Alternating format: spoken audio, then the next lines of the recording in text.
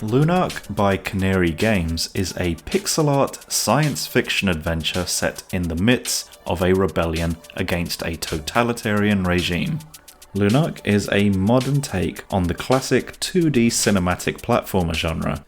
From the outset, it's clear to see the game is heavily influenced by games such as Jordan Mechner's 1989 classic Prince of Persia, 1991's Another World, and 1992's Flashback. Lunark has quite a variety of locations you'll visit, everything from futuristic cities to underground caves and jungles. You'll battle robots on a high-speed train, you'll visit a flying prison, and you'll even have some action at a nightclub, amongst many more places.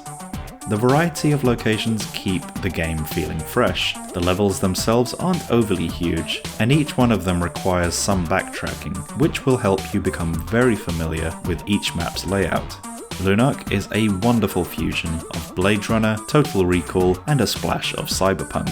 Fortunately, the story doesn't bog you down with walls of text. It's entirely possible to get straight into the action after the initial tutorial, but I did find myself speaking to every single character because they provide useful information, and the stuff they said was actually quite amusing. With or without the story, the gameplay is still excellent. Lunark is a prime example of gameplay first and story second. The control scheme is very different to your usual standard 2D platformer. You'll be playing at a much slower speed and a more thought out, methodical pace.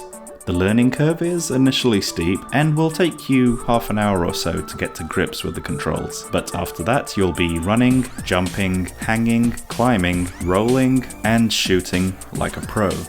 While Lunark isn't difficult, it certainly isn't a cakewalk either. You will die a lot. But once you get to understand the controls, the gameplay will suddenly become incredibly rewarding.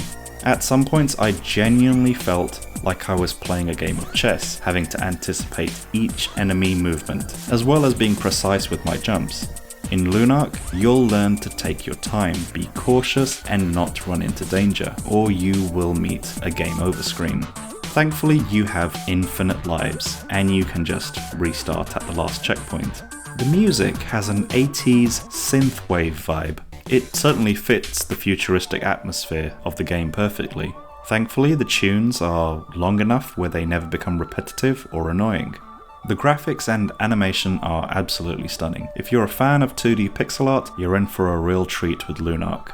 The frame rate and animation is silky smooth, and itself is full of life. At points I couldn't tell if the characters were rotoscoped or not, because the movement of the characters is so fluid and believable.